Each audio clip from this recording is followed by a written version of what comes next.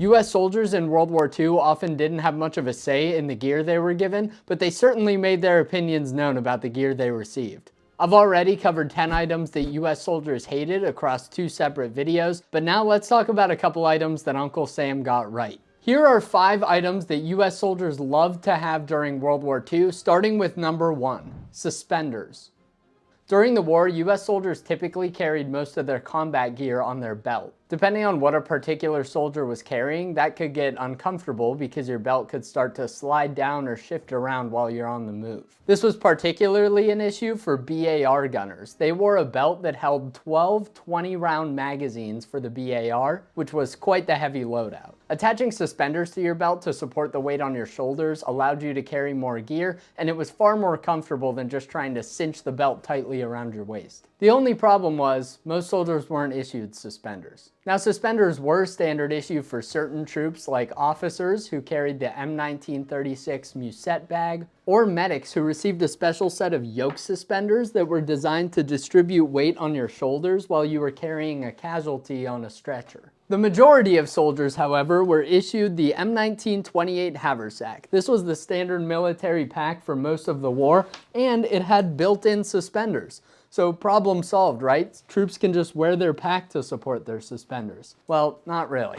Sure, the haversack could support a soldier's belt while they were wearing it, but they didn't want to wear around a cumbersome pack all the time for patrols and maneuvers when they didn't need it. That would be even less comfortable than wearing your belt without suspenders. So what did these troops do who wanted suspenders so badly? Well, they took matters into their own hands and figured out their own ways to get their hands on them. Some troops made their own suspenders by taking their haversack and cutting the pack portion off so that only the suspender straps remained. Here's what an original 1944 quartermaster report had to say about that. Suspenders were continually being improvised from slashed packs. This became so common a practice that the commanding general formally ordered the practice stop. Suspenders are needed to support the load carried by the belt. BAR men especially want this item. Many officers have given their suspenders to such men. Other troops made use of German suspenders that they had captured from enemy troops, but maybe the most common way to get your hands on suspenders was just by trading with other GIs. Like that excerpt from that quartermaster report mentioned, officers would sometimes give their suspenders to BAR gunners who objectively needed them more than they did. Many troops were also able to get their hands on those medic suspenders that I mentioned. Those were perfect for supporting the weight of a BAR gunner's belt because they were designed to distribute weight across a medic's shoulders. It's very common to see BAR gunners and other troops making use of these medic suspenders in all theaters throughout the war. Other times, soldiers were able to trade with rear echelon troops to get their hands on suspenders. Even though these suspenders were highly coveted on the front lines, rear echelon troops didn't need to carry a heavy combat loadout around, and sometimes they were issued suspenders even though they had no need for them. Here's what the commanding officer of an artillery unit had to say about that. Many men have given their suspenders up to infantrymen who asked for them. When a soldier offered to buy my suspenders, I gave them to him. It's not too often that soldiers love an item so much that they're capturing them from the enemy, trying to buy them off their own troops, or even making their own. So it's safe to say that soldiers really loved their combat suspenders during World War II. This next item on the list was loved for a much different reason, and that's number 2, sweaters. Look, this may seem like a boring choice for the list, but sweaters are one of the most underrated uniform pieces used during World War II. These wool sweaters were extremely useful, and many considered them to be a necessity when wearing the M43 jacket, which was adopted partway through the war. Soldiers quickly determined that wearing a sweater under the M43 jacket added the required insulation and made for a practical and warm combination that was far better than the old M41. Some soldiers took to wearing their sweaters underneath their wool shirts because they felt it provided better insulation, and others wore their sweaters backwards so that more of their neck would be covered by the sweater's collar. I mentioned that quartermaster report earlier, and to be more specific, that document is over 200 pages of combined reports from different units and time periods. Soldiers complained about pretty much everything at some point in those 200 pages, but you know what nobody complained about? The trusty old sweater. One soldier from the 80th Division referred to it as exceptionally warm and comfortable, while another from the 29th said it was a lifesaver during cold weather. But I think this section of the report summarizes it best. The sweater is a very popular item. Nearly all officers and men in the field were wearing it. The design is considered to be excellent. The sweater these soldiers are talking about is the high neck or 5-button sweater. This was the standard sweater available to soldiers during the war. This one is a high neck pattern from later in the war when they started making them in this darker color, and if you couldn't tell by all the holes in it, it is an original. There were other types of sweaters used by the Army during the war, like the so-called jungle sweater that was given to certain jungle and mountain troops, or the many sweaters and sweater vests that were provided by the Red Cross to help keep soldiers warm.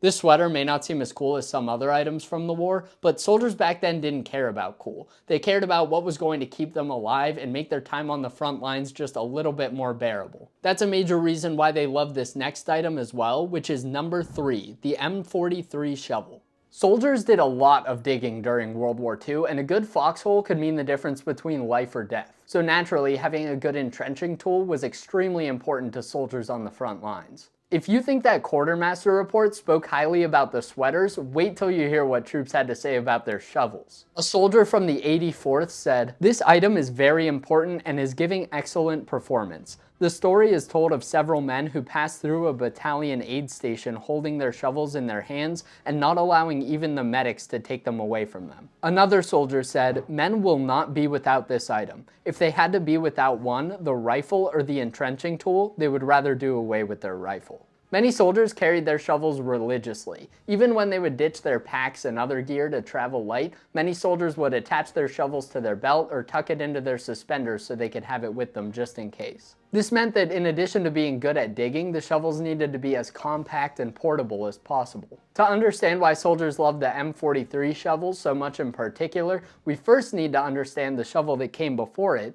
the M1910 T-handle shovel. This previous shovel couldn't fold and it was cumbersome to carry. It wasn't just more cumbersome, the fact that it was so long and attached to your belt or pack by the very top of the carrier meant that it would swing around excessively while you were on the move. For this reason, it's not super common to see soldiers carrying these on their belt because it would just be slapping your leg relentlessly. Some soldiers made cut-down versions of the T-handled shovel, which made it a bit easier to carry, but that also made it harder to dig with.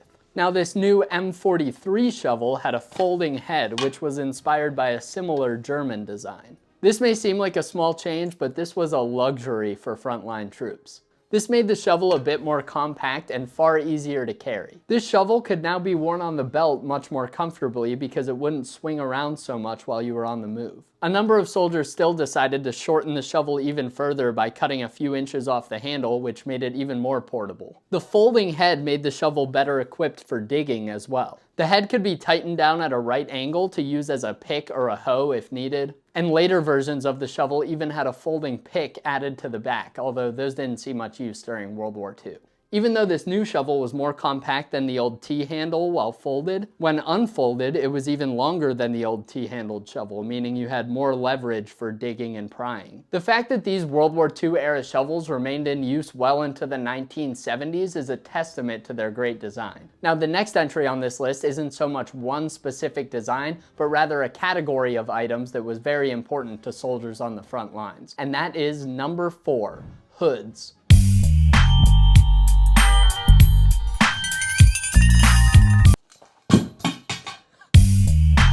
Like with the sweaters we covered earlier, anything that makes you a bit warmer was much appreciated by soldiers on the front lines. Unfortunately, the standard issue wool cap for US soldiers, often called the Jeep cap, was not a great design. This is the cap that was available to most soldiers, but unfortunately the cap doesn't cover much more than the top of your head. Soldiers could roll down the flaps, or even wear the cap inside out to cover a bit more of their face, but this still didn't help too much. Sometimes soldiers would cut the brims off these hats so they could stretch it down a bit further to cover more of their face, and occasionally soldiers would even run a string through the hem after they cut the brim off so they could tie it down under their chin, stretching the cap down and really maximizing its coverage. Because of these shortcomings with the standard Jeep cap, soldiers came to love any item that could provide some extra warmth to their face and neck. One common hood that filled this role was the gas hood. This wool hood was intended to be worn in case of a chemical attack to protect soldiers' skin from poison gas. It was pretty thick, and because it was meant to protect against poison gas, it sealed up really well with a soldier's field jacket and only had a small opening in the front for your face. Good for keeping gas out, but also good for keeping warmth in.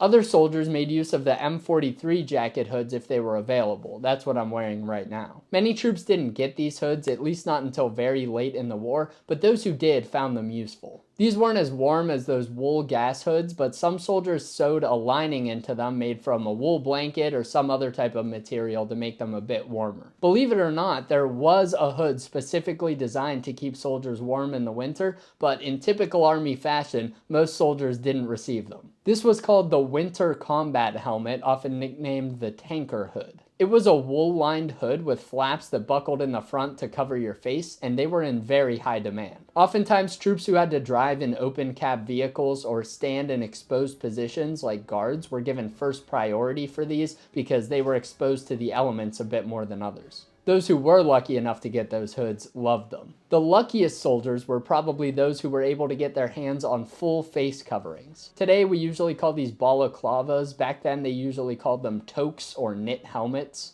These were knitted from wool. I believe there was an issued version of this item, but most of the ones soldiers received were knitted by Red Cross volunteers, similar to those sweater vests I mentioned earlier. Some soldiers who couldn't get their hands on that item made their own versions, like this sergeant who made one from a wool scarf. These various hoods and face coverings were lifesavers for troops on the front lines, and soldiers loved having them on hand. Next up, we're on to the final item on this list, which is number 5, shelter halves. Shelter halves. There's really nothing too special or unique about this item, but you give soldiers a large piece of canvas and they're gonna find every possible use for it. There's a reason these were issued to US soldiers for well over a century. It's a simple concept that stood the test of time with some slight improvements along the way. During World War II, each soldier was typically issued one shelter half, which was half of a 2-man tent. They were also issued half of the pegs and poles needed to pitch the tent. 2 soldiers could then pair up and button their halves together to make a 2-man tent for both of them to sleep in. Now, of course, soldiers loved having these tents available to get out of the elements in many circumstances, but that wasn't the only reason why soldiers loved shelter halves. Soldiers found many other uses for these large canvas sheets, and it became common to see soldiers using shelter halves as foxhole linings, foxhole coverings, concealment or camouflage, rain ponchos, sleeping bags, a covering for blanket rolls, and much more. Soldiers particularly loved the later style of shelter half used in World War II, which formed a tent that could close on both ends. The previous version only closed on one side, so that in theory you could button 4 of them together to make a long 4-man tent, but it seems like soldiers rarely ever did that, so I'm not sure why the Army used those as long as they did. This later version of the shelter half was also made from a darker color canvas that was a bit thicker than the previous ones. This made the shelter halves more durable and waterproof, and the darker color helped them blend in better with their surroundings. Here's what one of those quartermaster reports had to say about that style of shelter half that closed on both sides. Only a few of the troops had this type, but those who did definitely preferred them over the old open-end type. In the forward areas, it is not always possible to pitch tents. In these cases, the troops wrap themselves in blankets. Shelter halves are being used to improvise sleeping bags, especially in the 3rd Armored Division. These frontline troops were just doing the best with what they had available, and the shelter half was an important tool to help them do that. Not every piece of gear has to be some over-engineered piece of technology to get the job done. Today, we often focus on the groundbreaking or unique equipment designs, but oftentimes the gear that soldiers loved the most had been around for some time and was gradually tweaked to meet their needs. A trusty old piece of canvas may not seem as interesting as some rare experimental equipment design, but this seemingly insignificant gear is what soldiers relied on every single day to stay alive on the front lines. Thank you guys so much for watching. Consider supporting my work on Patreon using the link in the description, and I'll see you in the next one.